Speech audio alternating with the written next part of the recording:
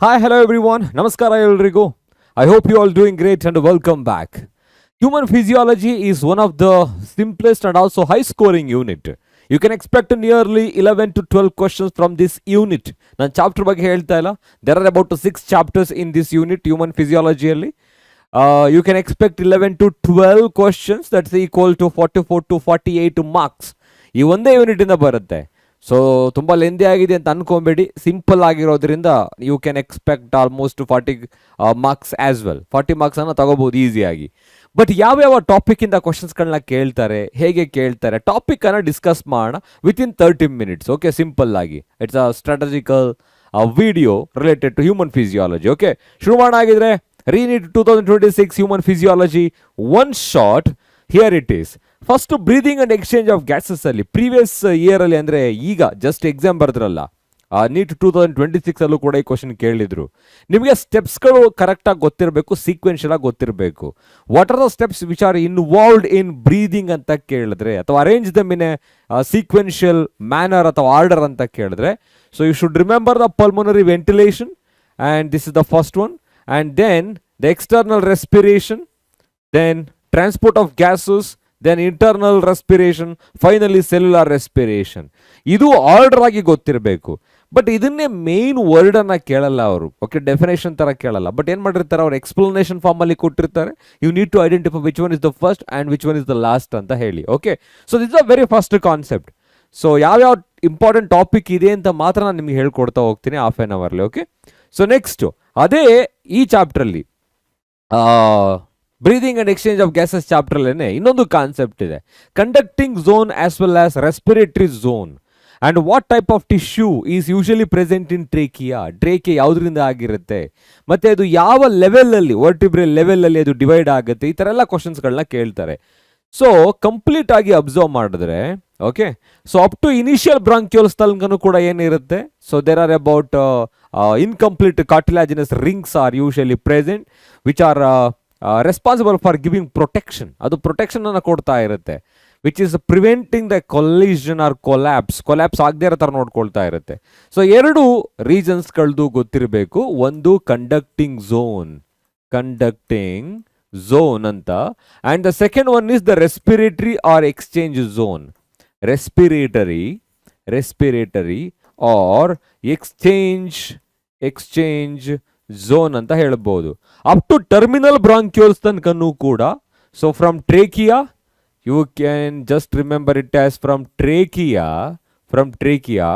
till the terminal bronchioles that comes under conducting zone, which is responsible for removing the foreign particles, humidifies the air, bring the air to the body temperature. ಇದೆಲ್ಲ ಓದಿರ್ತೀರಾ.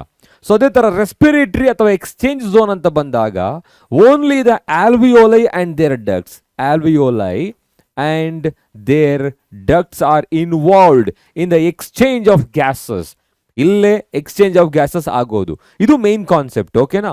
Next the trachea which is usually made up of pseudostratified columnar epithelial tissue, ciliated columnar epithelial tissue ಅಂತ ಗೊತ್ತಿರಬೇಕು. pseudostratified ciliated epithelial tissue ಅಂತ ನೆನ್ಪಿಟ್ಕೊಂಡಿರಿ. ಮತ್ತೆ ಅದು fifth thoracic vertebra ಅಲ್ಲಿ ಏನಾಗುತ್ತೆ, divide ಆಗುತ್ತೆ as left and right bronchi. Left ಮತ್ತೆ right bronchi ಆಗಿ ಅದು ಫಿಫ್ತ್ ಥೊರಾಸಿಕ್ ವರ್ಟಿಬ್ರಾಲ್ ಏನಾಗುತ್ತೆ, ಡಿವೈಡ್ ಆಗುತ್ತೆ. ಈ ಥರ ಚಿಕ್ಕ ಚಿಕ್ಕ ವರ್ಡ್ಸ್ಗಳು ಇಂಪಾರ್ಟೆಂಟ್ ಆಗುತ್ತೆ ನೀಟಲ್ಲಿ. And entire lungs are covered by layers. Those layers are commonly called pleurae.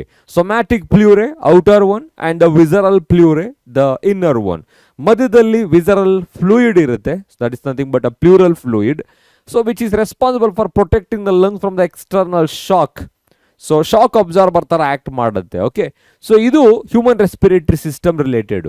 ಇದೇ ಚಾಪ್ಟ್ರಿಂದ ಇನ್ನೊಂದು ಇಂಪಾರ್ಟೆಂಟ್ ಕ್ವಶನ್ ಕೇಳ್ತಾರೆ, ರೆಸ್ಪಿರೇಟರಿ ವಾಲ್ಯೂಮ್ಸ್ ಆ್ಯಂಡ್ ಕೆಪಾಸಿಟೀಸ್. ಎಲ್ಲದು ಡೆಫಿನೇಷನ್ ಗೊತ್ತಿರಲಿ. ಆ ಡೆಫಿನೇಷನ್ ಜೊತೆಗೆ that involves what and what is their volume, ಎಷ್ಟು ವಾಲ್ಯೂಮ್ ಇರುತ್ತೆ ಅಂತ ಕಂಪ್ಲೀಟ್ ಆಗಿ ಗೊತ್ತಿರಬೇಕು. ಬರೆಯೋಣ ಇಲ್ಲಿ. ಸೊ ಇವಾಗ ಟೈಡಲ್ ವಾಲ್ಯೂಮ್ ಅಂತ ಹೇಳಿದ್ರೆ ಆಲ್ಮೋಸ್ಟ್ ಇದು 500 ml ಅಂತ.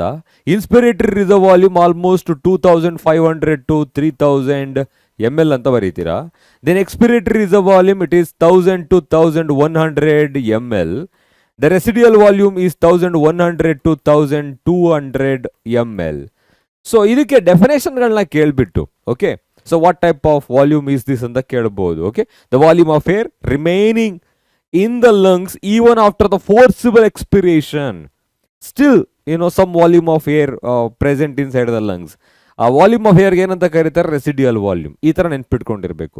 Then you can easily calculate the capacities with the help of these formula. For example, ಇವಾಗ ಇನ್ಸ್ಪಿರೇಟರಿ ರಿಸರ್ವ್ ವಾಲ್ಯೂಮ್ ಬಂದಾಗ, ಎಕ್ಸ್ಪಿರೇಟರಿ ರಿಸರ್ವ್ ವಾಲ್ಯೂಮ್ ಬಂದಾಗ ಯಾವುದನ್ನು ಫಾರ್ಮುಲಾ ಯೂಸ್ ಮಾಡಬೇಕು ಅಂತ ಕ್ವಶನ್ಸ್ಗಳನ್ನ ಸಾಲ್ವ್ ಮಾಡಿರ್ತೀವಿ, ಮ್ಯಾರಥಾನಲ್ಲಿ ಕೂಡ ತಿಳ್ಕೊಳ್ಳೋಣ.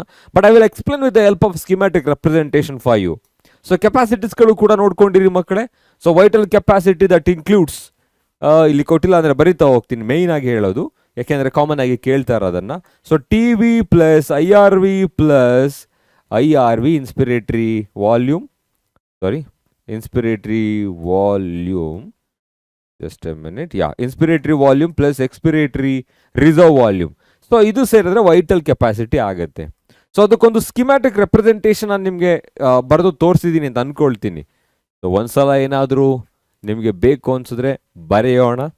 Okay, many times I have return this. Okay, so observe ಮಾಡಿ ಇಲ್ಲಿ. So let's consider this is the box that I am taking to represent the volumes which is involved in respiration. Respiration ಅಲ್ಲಿ involve ಆಗಿರೋದು.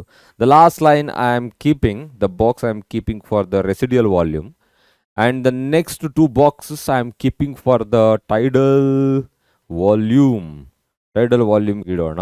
Okay, just a minute. ಅದೊಂದು ಗೊತ್ತಾದರೆ ನೀವು ಈಸಿಯಾಗಿ ನೆನ್ಪಿಟ್ಕೊಂಡಿರಬಹುದು. ಓಕೆನಾ? So here it is. Now let's consider this is normal breathing. Inspiration, expiration, inspiration, expiration. And this is forcible inspiration and this is forcible expiration. So then pidkomekagiro schematic representation idu. Jotege illi tidal volume, this is inspiratory reserve volume, expiratory reserve volume and residual volume. So residual volume ಅನ್ನು ಬಿಟ್ಟು ಉಳಿದಿರೋ I R V, T V ಮತ್ತು E R V ಅಂತ ಏನಿದೆ, that we can call as vital capacity. ಈಗ ಕೆಪಾಸಿಟೀಸ್ಗಳನ್ನ ತಿಳ್ಕೊಬೋದು. Vital capacity is nothing but I R V, T V plus E R V ಅಂತ. ಅದೇ ಥರ T V plus E R V ಬಂದರೆ, T V plus E R V is equal to expiratory capacity and T V plus I R V is equal to inspiratory capacity. Volumes ಕೂಡ ಗೊತ್ತಿದೆ ನಿಮಗೆ. So that is nearly about, already ಹೇಳಿದೆ ಅಂತ ಅನ್ಕೊಳ್ತೀನಿ, ಇಲ್ಲ ಅಂತ ಹೇಳಿದ್ರೆ ಬರೆಯೋಣ. It is nearly about 2500 to 3000 and this is 500 ml. This is 1000 to 1100 ml and this is 1100 to 1200 ml. Okay. So we can't find this with the help of spirometer. Spirometer ಮುಖಾಂತರ ಅದನ್ನ find out ಮಾಡೋದಕ್ಕೆ ಆಗೋಲ್ಲ. So total lung capacity that includes RV as well. So we see vital capacity plus RV is equal to total lung capacity. Functional residual capacity that involves RV along with inspiratory reserve volume. Inspiratory reserve volume and residual volume is equal to the functional residual capacity ಅಂತ ಹೇಳ್ಬೋದು. So entire schematic representation ನೆನ್ಪಿಟ್ಕೊಳ್ಳಿ, ತುಂಬ useful ಆಗುತ್ತೆ. Next ಬಂದರೆ partial pressure of oxygen and carbon dioxide, which is very useful for the transportation of gases. Transport of gases ಅಲ್ಲಿ ತುಂಬಾನೇ helpful ಆಗುತ್ತೆ ಇದು. So respiratory gases like partial pressure of oxygen and partial pressure of carbon dioxide ಯಾವ ಸೈಟಲ್ಲಿ ಎಷ್ಟಿರುತ್ತೆ ಅಂತ ಗೊತ್ತಿರಬೇಕು. Okay, example, so atmospheric ಏರಲ್ಲಿ alveoli, deoxygenated blood, oxygenated blood and tissue ಲೆವೆಲಲ್ಲಿ ಮೇಯ್ನ್ ಆಗಿ ಕೇಳೋದು ಆಲ್ವಿಯೋಲೈಯಲ್ಲಿ ಮತ್ತು ಟಿಶ್ಯೂ ಲೆವೆಲಲ್ಲಿ ಯಾವುದು ಎಷ್ಟಿರುತ್ತೆ ಅಂತ ಕೇಳ್ತಾರೆ. ಆಲ್ವಿಯೋಲೈಯಲ್ಲಿ ಯೂಶುವಲ್ ಆಗಿ the partial pressure of oxygen is nearly about 104 mmHg and the carbon dioxide is 40 mmHg. Tissue ಲೆವೆಲಲ್ಲಿ ಕೆಟಬಾಲಿಸಮ್ ಆಗಿರೋದ್ರಿಂದ ಕಾರ್ಬನ್ ಡೈಆಕ್ಸೈಡ್ ಲೆವೆಲ್ ಜಾಸ್ತಿ ಇರುತ್ತೆ. So that is nearly about 45 mmHg and the oxygen is nearly about 40 mmHg. Diagrammatic question ಕೇಳಿದಾಗಲೂ ಕೂಡ ನಿಮಗೆ PMNO ಅಥವಾ ABCD ಅಂತ ಕೇಳಬಹುದು. ಯಾವುದು ಎಲ್ಲಿ ಎಷ್ಟಿರುತ್ತೆ ಅಂತ ನೆನ್ಪಿಟ್ಕೊಂಡಿರಬೇಕು. Diffusing membrane involved in the exchange of gases ಅಂತ ಕೇಳಿದಾಗ ಆಲ್ವಿಯೋಲೈಯಲ್ಲಿ ದೇರ್ ಆರ್ 3 ಲೇಯರ್ಸ್, 3 ಲೇಯರ್ ಇರುತ್ತೆ. ಒಂದು squamous epithelium, alveolar epithelium. So alveolar epithelium which is made up of squamous flat ಸೆಲ್ಸ್ಗಳಿಂದ ಆಗಿರುತ್ತೆ. And the second one is the endothelium of the blood capillaries, endothelium of blood capillaries. In between them, you will see a basement membrane. So, idu kuda ಗೊತ್ತಿರಬೇಕು ನಿಮಗೆ. Thickness of the membrane is inversely proportional to, ಅದು inversely proportional ಆಗಿರುತ್ತೆ. ಜಾಸ್ತಿ ಆದಷ್ಟು ಅದು ಕಡಿಮೆ ಆಗುತ್ತೆ. So the rate of diffusion is inversely proportional to the thickness of membrane. The rate of diffusion is directly proportional to the solubility of the gases. Solubility of the gases ಜಾಸ್ತಿ ಆದಷ್ಟು diffusion ಜಾಸ್ತಿ ಆಗುತ್ತೆ. Thickness of the membrane ಜಾಸ್ತಿ ಆದಷ್ಟು diffusion ಏನಾಗ್ತಾ ಹೋಗುತ್ತೆ, ಕಡಿಮೆ ಆಗುತ್ತೆ. ಇನ್ವರ್ಸ್ಲಿ ಆ್ಯಂಡ್ ಡೈರೆಕ್ಟ್ಲಿ ಗೊತ್ತಿರಬೇಕು. ಸೊ ಅದಾದ ಮೇಲೆ types of leucocytes when it comes to body fluids and circulation. Common ಆಗಿ ಇದನ್ನ ಮ್ಯಾಚಿಂಗ್ ಟೈಪ್ ಆಫ್ ಕ್ವಶನ್ಗಳಲ್ಲಿ ಸ್ಟೇಟ್ಮೆಂಟ್ ಬೇಸ್ಡ್ ಕ್ವಶನ್ ಅಲ್ಲಿ ಕೇಳ್ತಾರೆ. So there are two types of leucocytes, agranulocytes and granulocytes. Agranulocytes are of two types, lymphocytes and monocytes. Agranulocytes are three types, neutrophils, eosinophils and also basophils. So first one spherical. ಈಗ lymphocytes usually large spherical nucleus ಅನ್ನೋ ಒಂದಿರುತ್ತೆ. So ಅದೇ ಥರ kidney shaped nucleus is present in monocytes. Neutrophil ಅಲ್ಲಿ multilobed, eosinophil ಅಲ್ಲಿ bilobed, basophil ಅಲ್ಲಿ S shaped ಇರುತ್ತೆ. Percentage common ಆಗಿ ಕೇಳ್ತಾರೆ, ಗೊತ್ತಿದೆಯಲ್ವಾ ನಿಮಗೆ. Most abundant leucocyte is the neutrophil 60 to 65%. Second most abundant is usually the lymphocyte 20 to 25%. Least abundant is the basophils nearly about 0.5 to 1% ಮಾತ್ರ ಇರುತ್ತೆ. ಜೊತೆಗೆ ಫಂಕ್ಷನ್ಸ್ಗಳು, ಇಮ್ಯೂನ್ ರೆಸ್ಪಾನ್ಸ್ಗಳನ್ನು ಪ್ರೊಡ್ಯೂಸ್ ಮಾಡೋದು ಲಿಂಫೋಸೈಟ್ಸು. ಫ್ಯಾಗೋಸೈಟಿಕ್ ಸೆಲ್ಸ್ಗಳು ಯಾವ್ಯಾವುದು, ಮೊನೋಸೈಟ್ ಮತ್ತು ನ್ಯೂಟ್ರೋಫಿಲ್ಸ್ಗಳು. ಯೋಸಿನೋಫಿಲ್ಸ್ ಅಲರ್ಜಿಕ್ ರಿಯಾಕ್ಷನ್ಸ್ಗಳಿಗೆ ಅಸೋಸಿಯೇಟ್ ಆಗಿರುತ್ತೆ, allergic reactions and resist infection ಅಂತ ಹೇಳ್ಬೋದು. Allergic IgE, E ಯೋಸಿನೋಫಿಲ್, allergy ಆಸಿಡೋಫಿಲ್, ಈಗ ನೆನ್ಪಿಟ್ಕೊಳ್ಳಿ. So basophils are usually responsible for producing chemicals like histamine, serotonin, heparin and also involved in inflammatory reactions. Okay, ಇದು total ಆಗಿ ಕೇಳ್ತಾರೆ.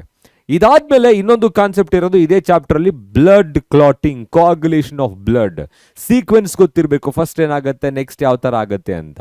First ಏನಾಗುತ್ತೆ, the prothrombin is converted into thrombin. Prothrombin is converted into thrombin in the presence of an enzyme, biocatalyst commonly called thrombokinase.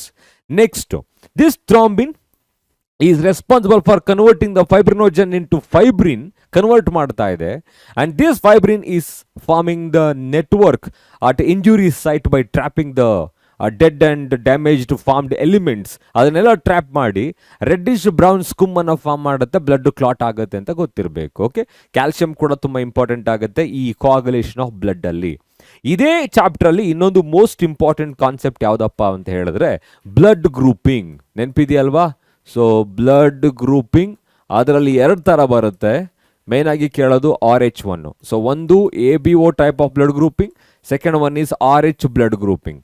RH, that indicates a rhesus antigen that is similar to the antigen present in the rhesus monkey, hence the name is rhesus, RH. So nearly about 85% of people, 80% allo textbook enalli kottirodu, 80% of people are usually have RH antigen on their RBC surface. So ivaga idre, if the RH is present on their RBC idre, their blood group is positive.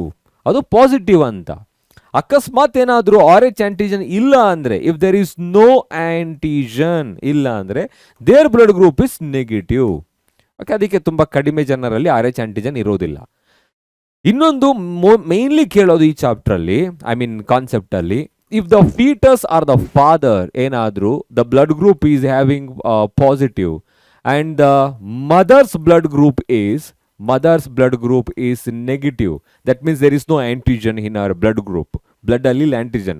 So aವಾಗ ಏನಾಗುತ್ತೆ, mother's blood started to produce antibodies against the RH antigen that may leads to destroy the RBCs, and finally that leads to erythroblastosis fetalis.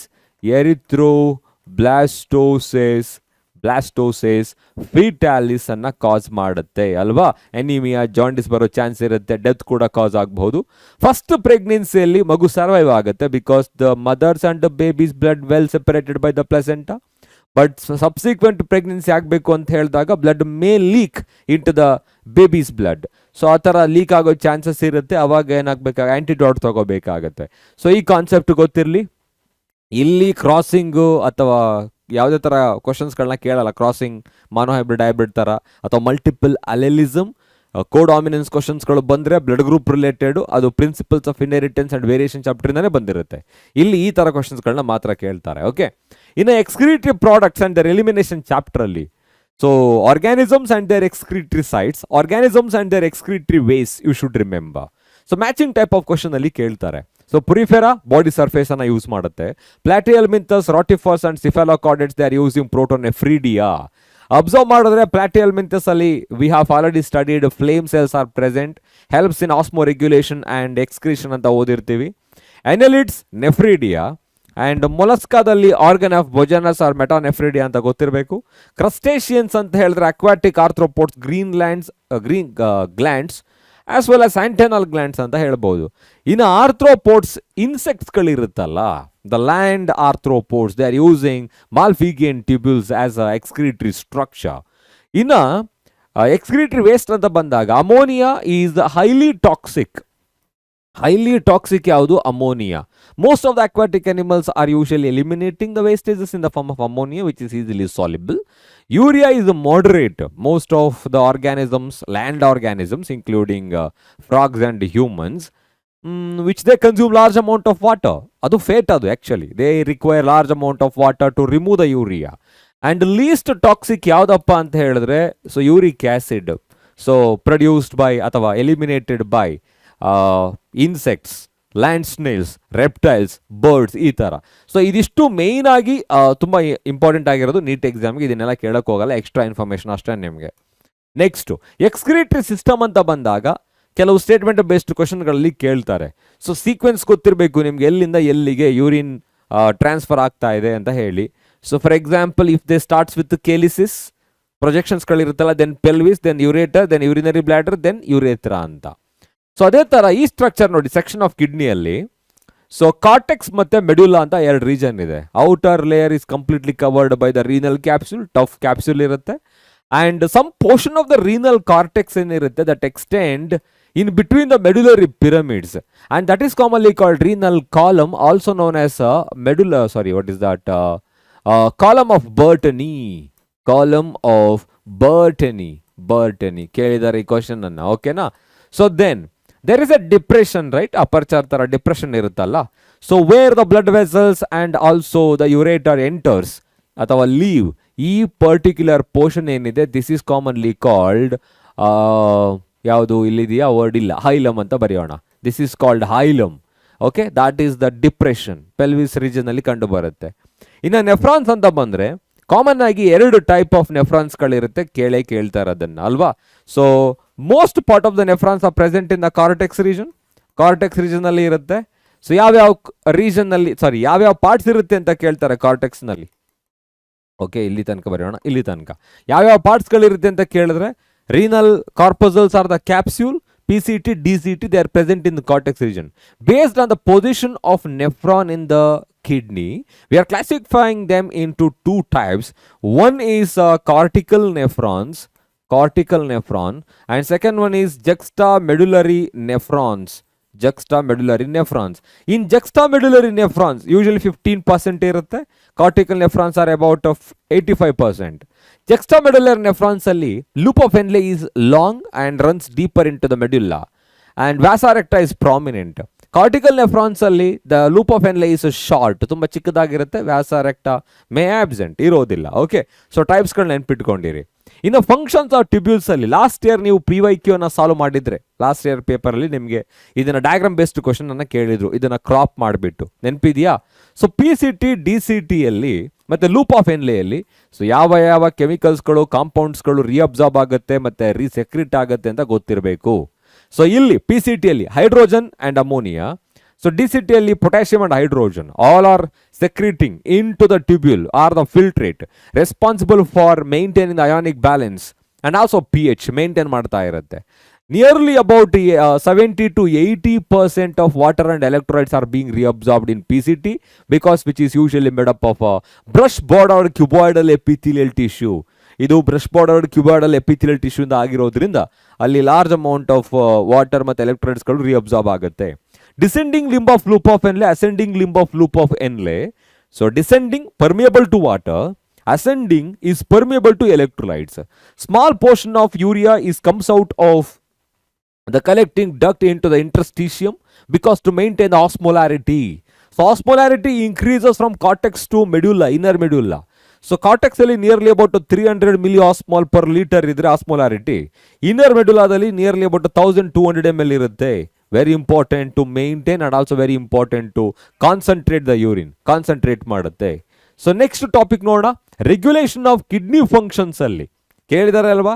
So ಇವಾಗ kidney ಯಾವ ಥರ control ಆಗುತ್ತೆ ಅಂತ. ಒಂದು hypothalamus ಯಾವ ಥರ regulate ಮಾಡುತ್ತೆ ನೋಡಿ. When there is excessive loss of body fluid the process is commonly called diuresis. ಇದು ಕಂಡೀಷನ್, ಡಯೂರೆಸಿಸ್ ಕಂಡೀಷನ್ ಇದೆ. Excessive loss of body fluid ಆಗ್ತಾ ಇದೆ. That activates the receptors in the body, stimulates the hypothalamus. Hypothalamus produces ADH, also known as vasopressin, anti-diuretic hormone. So ಹೆಸರಲ್ಲೇ ಇದೆ, ಡಯೂರೆಸಿಸ್ ಅನ್ನ ಇದು aunty opposite ಆಗಿ work ಮಾಡ್ತಾ ಇರೋದು. So that acts on renal part of the kidney like DCT and also collecting duct responsible for the absorption of water by the renal tubule and prevents the diuresis. Diuresis prevent ಆಯ್ತು ಅಲ್ಲಿಗೆ. ಇನ್ನೊಂದು again this ADH responsible for constriction of blood vessels in the kidney, increases the blood pressure and increases the GFR. Glomerular filtration rate 125 ml per minute ಅಂತ ಏನಿದೆ, 120 litre per day. So ಅದನ್ನು ಇದು increase ಮಾಡುತ್ತೆ GFR ಅನ್ನು. If there is a fall in GFR, glomerular filtration rate ಏನಾದರೂ ಕಡಿಮೆ ಆಗಿಬಿಟ್ರೆ ಇನ್ನೊಂದು ಮೆಕ್ಯಾನಿಸಮ್ ಇದೆ, renin angiotensin mechanism. Renin angiotensin aldosterone system, RAS ಅಂತ ಹೇಳಿದ್ದೆ ನಾನು ನಿಮಗೆ, ನೆನಪಿರಬಹುದು. ಕಡಿಮೆ ಆದಾಗ JGA, juxtaglamerular apparatus, JG cells stimulated and producing renin.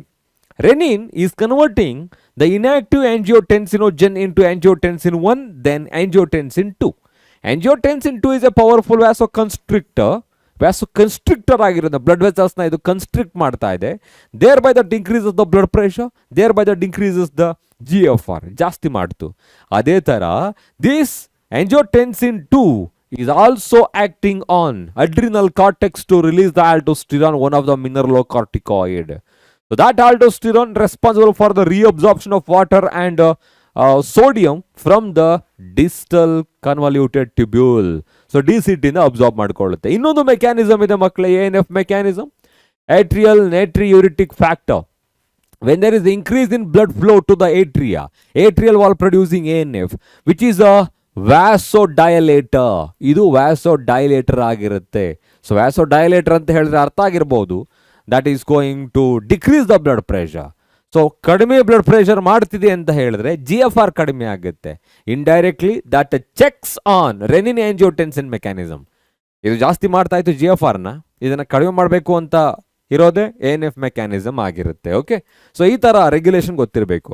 ಇನ್ನು ಟೈಪ್ಸ್ ಆಫ್ ಮೂಮೆಂಟ್ಸ್ ಅಲ್ಲಿ ಮಕ್ಕಳೇ, ಅಂದರೆ ನಮ್ಮ ಬಾಡಿ ಸೆಲ್ಸ್ಗಳಲ್ಲಿ ಇರೋದರಲ್ಲಿ amoeboid movement, ciliary movement, muscular movement. Amoeboid movement, macrophages and leucocytes, they are just moving without using any structure, but they are moving with the help of streaming of protoplasm like amoeba. So in a ciliary movement, coordinated movement of cilia in trachea and fallopian tube responsible for removing the dust particle and the passage of ovum respectively. ಅದು ಸಿಲಿಯಾಗಳಿಂದ move ಆಗೋದು. ಇನ್ನು most of our body organs which are attach to the muscle, ಬೋನ್ಸ್ಗಳಿಗೆ attach ಆಗಿರೋದು muscular movement ಅಂತ ಕರಿತೀವಿ. So ಇದು ಕೂಡ example wise ಕ್ವಶನ್ಸ್ಗಳನ್ನ ಕೇಳ್ತಾರೆ. ಇನ್ನು ಟೈಪ್ಸ್ ಆಫ್ ಮಸಲ್ಸ್ ಅಂತ ಬಂದಾಗ 3 ಥರ ಇರುತ್ತೆ: skeletal muscle, visceral muscle, cardiac muscle. Skeletal muscles are nothing but voluntary muscles, striated muscles. Skeletal muscles are elongated, cylindrical, striated, multinucleated, unbranched. ಜೊತೆಗೆ ಅದು ವಾಲಂಟ್ರಿ ಆಗಿರುತ್ತೆ ಸ್ಕೆಲಿಟಲ್ ಇದು. ಇನ್ನು ಅದರದ್ದು ಸ್ಟ್ರಕ್ಚರ್ ಕೇಳಿದಾಗ ಕಂಪ್ಲೀಟ್ ಈ ಮಸಲ್ ಇದೆಯಲ್ಲ, ಇದು this is called fascia. Confuse ಮಾಡ್ಕೊಂಬೇಡಿ, this is called fascia. Inside the fascia number of muscle bundles are present.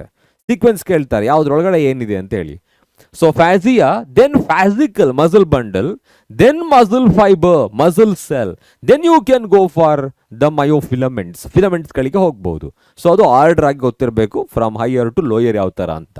So ಅದೇ ಥರ when you take a section like when you observe under the microscope you will see the alternative dark and light bands ಅಲ್ವಾ. So ಯಾವ್ಯಾವುದು ಅಂತ ಇರುತ್ತೆ, 2 ಪ್ರೋಟೀನ್ಸ್ಗಳಿರುತ್ತೆ. Those proteins are nothing but actin as well as the myosin. So ಅದರಲ್ಲಿ main ಆಗಿ ಕೇಳೋದು ನಿಮಗೆ contraction ಆದಾಗ ಏನಾಗುತ್ತೆ ಮತ್ತು ರಿಲ್ಯಾಕ್ಸ್ ಆದಾಗ ಏನಾಗುತ್ತೆ ಅಂತ. So the distance between the two Z lines ಏನಿದೆ, this is commonly called sarcomere. This is the sarcomere, the functional unit of a contractile unit ಅಥವಾ ಕಾಂಟ್ರಾಕ್ಟೈಲ್ ಯೂನಿಟ್ ಆಫ್ ಮಸಲ್ ಅಂತಲೂ ಕೂಡ ಹೇಳ್ಬೋದು ನಾವು. ಸೊ ನೆಕ್ಸ್ಟು ಇಲ್ಲಿ ಕಂಪ್ಲೀಟ್ ಆಗಿ ನೀವು observe ಮಾಡಿದ್ರೆ, when the portion where the myosin is overlapped by the actin, overlap ಆಗಿರುತ್ತಲ್ಲ ಅದು A band. So only the actin filament is present which is not overlapped by the myosin, overlap ಆಗಿಲ್ವಲ್ಲ, that is commonly called I band, ಅದು I band ಆಗಿರುತ್ತೆ. Centre line ಏನಿರುತ್ತೆ exact, that is called M line, and the portion where only the myosin is present, that is called H zone, H zone ಆಗಿರುತ್ತೆ. So contract ಆದಾಗ Z lines come closer, the distance between the Z and M line usually reduces, H zone disappear, ಗೊತ್ತಿರಬೇಕಾದೆಲ್ಲ.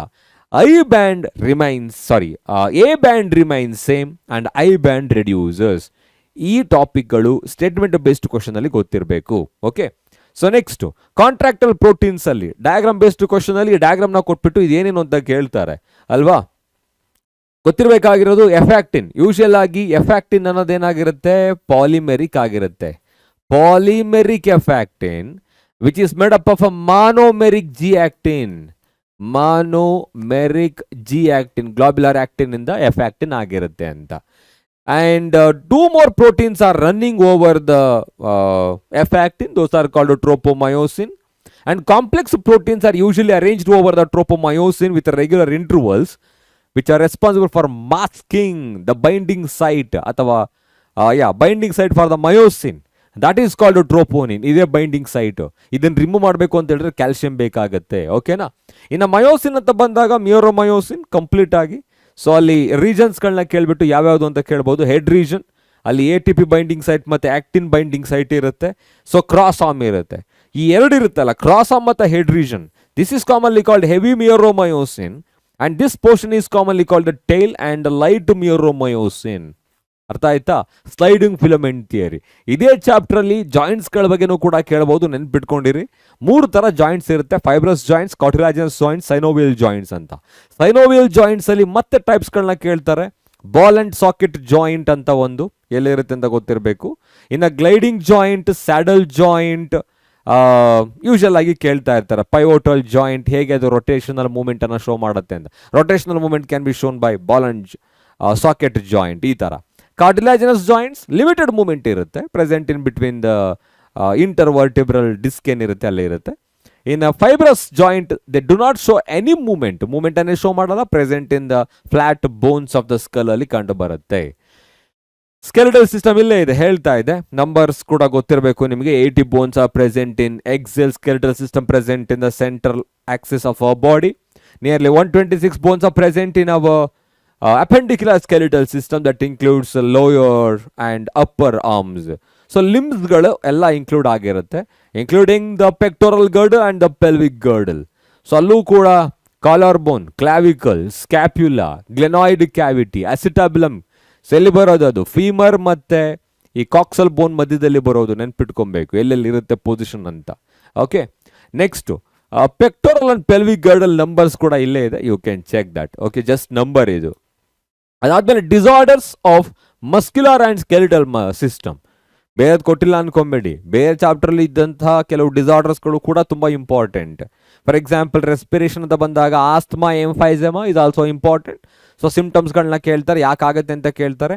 Respiratory, occupational respiratory disorder, fibrosis, silicosis, anthracosis ಕೇಳಬಹುದು. So ಅದೇ ಥರ ಇಲ್ಲಿ ಬಂದಾಗ locomotion and ಮೂವ್ಮೆಂಟಲ್ಲಿ myasthenia gravis is a autoimmune disorder, ಉಲ್ಟಾ ಕೊಟ್ಬಿಟ್ಟಿರ್ತಾರೆ, genetic disorder ಅಂತ identify ಮಾಡಬೇಕು. Muscular dystrophy, it is a genetic disorder ಏನೋ. ಓಕೆ, ಯಾಕಾಗುತ್ತೆ ಏನಾಗುತ್ತೆ ಅಂತ ಗೊತ್ತಿರಬೇಕು. Tetany, low calcium level in the blood, rapid spasm in the muscle ಆಗುತ್ತೆ. Arthritis, inflammation of joints, osteoporosis, decrease in oestrogen and progesterone, mainly oestrogen. So menopause ಆದಮೇಲೆ female ಅಲ್ಲಿ common ಆಗಿರುತ್ತೆ. Bone mass ಕಡಿಮೆ ಆಗ್ತಾ ಹೋಗುತ್ತೆ. ಗೌಟ್ ಅಂತ ಹೇಳಿದ್ರೆ inflammation of joints due to accumulation of uric acid crystals. Okay, so excretory products ಅಂತ ಬಂದಾಗ ಪ್ರೀವಿಯಸ್ ಅಲ್ಲಿ ಹೇಳ್ತಿದ್ದೋ ಯುರೇಮಿಯಾ ಅನ್ನೋ ಒಂದು ಟಾಪಿಕ್ ಬರುತ್ತೆ, ಯುರೇಮಿಯಾ. ಸೊ ಅಲ್ಲಿ blood I mean urea increases or accumulates in the blood ಅಂತ ಕೂಡ ಕಾನ್ಸೆಪ್ಟ್ ಇದೆ. Okay, so next human neural ಸಿಸ್ಟಮಲ್ಲಿ ಕಾಂಪೊನೆಂಟ್ಸ್ಗಳು ಗೊತ್ತಿರಬೇಕು ಏನೇನು ಅಂತ. ಈಗ ಕಾಂಪೊನೆಂಟ್ಸ್ಗಳಿಗಿಂತ ಫಂಕ್ಷನ್ ಕೇಳ್ತಾರೆ ಇಲ್ಲಿ.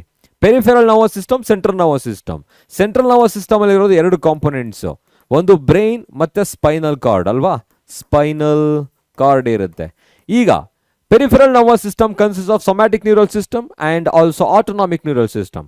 ಸೊಮ್ಯಾಟಿಕ್ ನ್ಯೂರಲ್ ಸಿಸ್ಟಮ್ ಅಂತ ಹೇಳಿದ್ರೆ that carries the impulses or information from CNS to skeletal muscles, skeletal or voluntary ಮಸಲ್ಗೆ ಕ್ಯಾರಿ ಮಾಡುತ್ತೆ.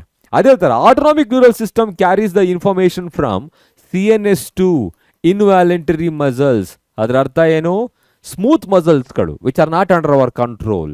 There are 2 components, sympathetic, parasympathetic, they work exactly opposite to each other. One is increasing the heartbeat rate, thereby cardiac output. One is decreasing the heartbeat rate, so thereby cardiac output ಕೂಡ ಕಡಿಮೆ ಆಗುತ್ತೆ ಅಂತ. ಇದರಲ್ಲೇನೆ afferent nerve fibre, efferent nerve fibre ಅಂತ ಬರುತ್ತೆ. ಅದು ಕೂಡ ಓದ್ಕೊಂಡಿರ್ತೀರ ಅಂತ ಅನ್ಕೊಳ್ತೀನಿ. ಓಕೆ, ನೆಕ್ಸ್ಟ್ ನ್ಯೂರಾನ್ ಅಲ್ಲಿ ಹ್ಯೂಮನ್ ಬ್ರೈನ್ ಎರಡೂ ಕೂಡ. ಹ್ಯೂಮನ್ ಬ್ರೈನಲ್ಲಿ ಪಾರ್ಟ್ಸ್ ಮತ್ತು ಫಂಕ್ಷನ್ ಓದ್ಕೊಳ್ಳಿ ಮಕ್ಕಳೇ. Parts and functions are important. Okay, so ಇಲ್ಲಿ ಇದನ್ನು ಲೇಬಲ್ ಮಾಡಿಬಿಟ್ಟು ABC ಅಂತ ಹೇಳಿ ಯಾವುದು ಅಂತ ಕೇಳ್ಬೋದು ನಿಮಗೆ. ಸೊ ಎಕ್ಸಾನ್ ಇದೆ, ಎಕ್ಸಾನ್ ಟರ್ಮಿನಲ್ ಇದೆ. Inside the synaptic knob you will see synaptic vesicles that contains number of neurotransmitters. So presynaptic membrane, postsynaptic membrane. So receptors are usually present on, ellide nodi receptors galu present on postsynaptic membrane. In between them there is a gap commonly called fluid filled gap, that is the synaptic cleft. So ಇದು complete ಆಗಿ 3 ಲೇಯರ್ಗಳನ್ನ ಸೇರಿಸಿದ್ರೆ synapse ಅಂತ ಕರಿತೀವಿ. The junction present between the 2 successive neuron is commonly called synapse. Synapses or synaptic cleft is very less in electrical synapse. ಅದೇ ಏನಾದರೂ chemical synapse ಜಾಸ್ತಿ ಆಗಿರುತ್ತೆ ಆ ಗ್ಯಾಪು, ಅಲ್ಲಿ ನ್ಯೂರೋ ಟ್ರಾನ್ಸ್ಮಿಟರ್ಸ್ಗಳು, ಕೆಮಿಕಲ್ಸ್ಗಳು ಇನ್ವಾಲ್ವ್ ಆಗುತ್ತೆ ಟ್ರಾನ್ಸ್ಮಿಟ್ ಮಾಡೋದಕ್ಕೆ. ಸೊ ಪಾರ್ಟ್ ಆಫ್ ಬ್ರೈನ್ ಅಂತ ಬಂದಾಗಲೂ ಕೂಡ ಅದರಲ್ಲಿ ಬ್ರೈನ್ ಸ್ಟೆಮ್ ಬಗ್ಗೆ ಕಾಮನ್ ಆಗಿ ಕೇಳ್ತಾರೆ. ಬ್ರೈನ್ ಸ್ಟೆಮ್ಮಲ್ಲಿ ಕಾಮನ್ ಆಗಿ ಏನಿರಲ್ಲ, ಸೆರೆಬೆಲ್ಲಮ್ ಇರಲ್ಲ, ಓನ್ಲಿ ದ ಮಿಡ್ ಬ್ರೈನ್ ಮತ್ತು ಏನಿರುತ್ತೆ ಪಾನ್ಸ್ ಫೆರೋಲಿ ಆ್ಯಂಡ್ ಮಿಡುಲ್ ಆಬ್ಲಂಗೇಟ, ಇವು 3 ಪಾರ್ಟ್ಸ್ಗಳಿರುತ್ತೆ. ಓಕೆ, ಐನ್ ಬ್ರೈನಲ್ಲಿ ಸೆರೆಬೆಲ್ಲಮ್ ಸೇರ್ಕೊಂಡಿರಲ್ಲ. ಸೊ ಹೈಪೋಥ್ಯಾಲಮಸ್ ಕಾಮನ್ ಆಗಿ ಕೇಳ್ತಾರೆ ಫಂಕ್ಷನ್ಗಳನ್ನು. ಮತ್ತು ಅದರ ಒಳಭಾಗದಲ್ಲಿ inner surface to the cerebral ಎಮಿಸ್ಫಿಯರಲ್ಲಿ ಎಮೈಗ್ಡಾಲ ಹಿಪ್ಪೋ ಕ್ಯಾಂಪಸ್ ಏನಿದೆ ಅದರದ್ದು ಫಂಕ್ಷನ್ಗಳು, ಲಿಂಬಿಕ್ ಸಿಸ್ಟಮ್, ಲಿಂಬಿಕ್ ಲೋಬ್ಸ್ದು ಫಂಕ್ಷನ್ ಕಾಮನ್ ಆಗಿ ಕೇಳ್ತಾರೆ. Okay, so fine. Next pituitary hormones. ಈ ಎಂಟೈರ್ ಚಾಪ್ಟರ್ಲಿ ಕೆಮಿಕಲ್ ಕೋಆರ್ಡಿನೇಷನ್ ಇಂಟಿಗ್ರೇಷನ್ ಚಾಪ್ಟರಲ್ಲಿ ಕಂಪ್ಲೀಟ್ ಹಾರ್ಮೋನ್ಸ್ಗಳು ಗೊತ್ತಿರಬೇಕು ನಿಮಗೆ. ಯಾವ್ದು ಎಲ್ಲಿ ಕೇಳ್ತಾರೆ ಅಂತ ಗೊತ್ತಾಗಲ್ಲ. ಬಟ್ ಪಿಟ್ಯೂಟರಿ ಹಾರ್ಮೋನ್ಸ್ ಅಂತ ಬಂದಾಗ ಗ್ರೋತ್ ಹಾರ್ಮೋನ್ ಕಾಣಿಸುತ್ತೆ ಅಲ್ಲ, prolactin, thyroid stimulating hormone, adrenocorticotrophic hormone, luteinising hormone, follicle stimulating hormone. ಹೆಸರೇ ಹೇಳೋ ಹಾಗೆ ಅವುಗಳ ಫಂಕ್ಷನ್ ಇದ್ದೇ ಇರುತ್ತೆ. Okay, you can see here, if you want you can take the screenshot as well. Next one ಹಾಗೆ continue ಮಾಡೋಣ. ಈಗ ನೋಡಿ, ಇದು ಬೇರೆ hormones of heart, kidney and GIT. ಕೆಲವರು ಓದೋದನ್ನ ಮಿಸ್ ಮಾಡಿರ್ತೀರ. ಇದು hormones not only produced by endocrine glands, hormones are also produced by heart. That hormone is called atrial natriuretic factor, juxtaglomerular cells ಮತ್ತು ಗ್ಯಾಸ್ಟ್ರೋ ಇಂಟೆಸ್ಟೈನಲ್ ಟ್ರ್ಯಾಕ್ಟ್. ಅಲ್ಲಿ ಯಾವ್ದು produce ಆಗುತ್ತೆ ನೋಡಿ ಇಲ್ಲಿ. ಸೊ ಇಲ್ಲಿ ಜಕ್ಸ್ಟಾಗ್ಲಾಮೆರುಲಾರ್ ಸೆಲ್ಸ್ಗಳಿಂದ ಪ್ರೊಡ್ಯೂಸ್ ಆಗೋದು erythropoiesis helps in RBC production. Gastrointestinal ಟ್ರ್ಯಾಕ್ಟಲ್ಲಿ gastrin, secretin, cholecystokinin and gastric inhibitory peptide ಫಂಕ್ಷನ್ಸ್ಗಳು ಕಂಪ್ಲೀಟಾಗಿ ಗೊತ್ತಿರಬೇಕು. ಅರ್ಥ ಆಯ್ತಾ? ಸೊ ಇನ್ನು ಉಳಿದಾಗೆ ಪಿನಿಯಲ್ ಗ್ಲ್ಯಾಂಡಿಂದ ಪ್ರೊಡ್ಯೂಸ್ ಆಗೋ ಮೆಲಟೋನಿನ್ ಏನು ಕೆಲಸ ಮಾಡುತ್ತೆ, ಥೈರಾಯ್ಡ್ ಗ್ಲ್ಯಾಂಡಿಂದ ಪ್ರೊಡ್ಯೂಸ್ ಮಾಡೋ T3, T4, ಎಸ್ಪೆಷಲಿ T4 ಅಂತ ಏನು ಕರಿತೀವಿ, ಟೆಟ್ರಾಹೈಡ್ರೋಥೈರೋನಿನ್ ಅಥವಾ ಥೈರಾಕ್ಸಿನ್ ಏನು ಕೆಲಸ ಮಾಡುತ್ತೆ ಫಂಕ್ಷನ್ಗಳು, PTH ಪ್ಯಾರಾಥೈರಾಯ್ಡ್ ಹಾರ್ಮೋನ್ ಫಂಕ್ಷನ್ ಗೊತ್ತಿರಬೇಕು. ಇನ್ನು ಅಡ್ರಿನಲ್ ಹಾರ್ಮೋನ್ಸ್ಗಳು ತುಂಬ ಫಂಕ್ಷನ್ ಇದೆ ಅದರಲ್ಲಿ. ಅಡ್ರಿನಲ್ ಕಾರ್ಟೆಕ್ಸ್, ಅಡ್ರಿನಲ್ ಮೆಡ್ಯುಲಾ, ಅದರಲ್ಲಿ ನಾವು ಬಂದಾಗ ಎಪಿನೆಫ್ರೈನ್, ನಾರ್ ಎಪಿನೆಫ್ರೈನ್, ಮೆಡುಲರಿ ನೆಫ್ರಾನ್ಸ್ಗಳು. ಇಲ್ಲಿ ಮಿನರಲೋಕಾರ್ಟಿಕಾಯ್ಡ್ ಆ್ಯಂಡ್ ಆಲ್ಸೋ ಗ್ಲೂಕೋಕಾರ್ಟಿಕಾಯ್ಡ್ಸ್ 2 ಥರ ಇರುತ್ತಲ್ಲ, ಅದ್ರದ್ದು ಫಂಕ್ಷನ್ಗಳು ಗೊತ್ತಿರಬೇಕು. ಫೈನಲ್ ಆಗಿ ಓವೇರಿಯಿಂದ ಮತ್ತು ಟೆಸ್ಟಿಕಲ್ಸ್ಗಳಿಂದ ಪ್ರೊಡ್ಯೂಸ್ ಆಗೋದು ಹಾರ್ಮೋನಲ್ ಮೆಕ್ಯಾನಿಸಮ್. ಇಷ್ಟು ಕಾನ್ಸೆಪ್ಟ್ಗಳು ಇಂಪಾರ್ಟೆಂಟ್ ಆಗಿರುತ್ತೆ ಮಕ್ಕಳೇ. ಸೊ ಸಿಂಪಲ್ ಆಗಿ ಸ್ಟ್ರಾಟಜಿಯಲ್ಲಿ ನಾನು ನಿಮ್ಗೆ ಹೇಳಿಕ್ಕೆ ಟ್ರೈ ಮಾಡಿದ್ದೀನಿ. ಓಕೆನಾ? ಸೊ ಮತ್ತೆ ಸಿಗೋಣ ನೆಕ್ಸ್ಟ್ ಸೆಷನ್ನಲ್ಲಿ ಅಥವಾ ಮ್ಯಾರಥಾನ್ಗಳಲ್ಲಿ. So right now, thank you so much everyone for watching this. ಓಕೆ, ಸೊ ಓದ್ತಾ ಇರಿ, ಪ್ರಿಪೇರ್ ಆಗ್ತಾ ಇರಿ, ಇನ್ನೇನು ಎಕ್ಸಾಮ್ ಬರ್ತಾ ಇದೆ. ಮ್ಯಾರಥಾನಲ್ಲಿ ಸಿಗೋಣ, ಕ್ವಶನ್ಸ್ಗಳನ್ನ ಡಿಸ್ಕಸ್ ಮಾಡೋಣ. Till then take care, have a great day every one.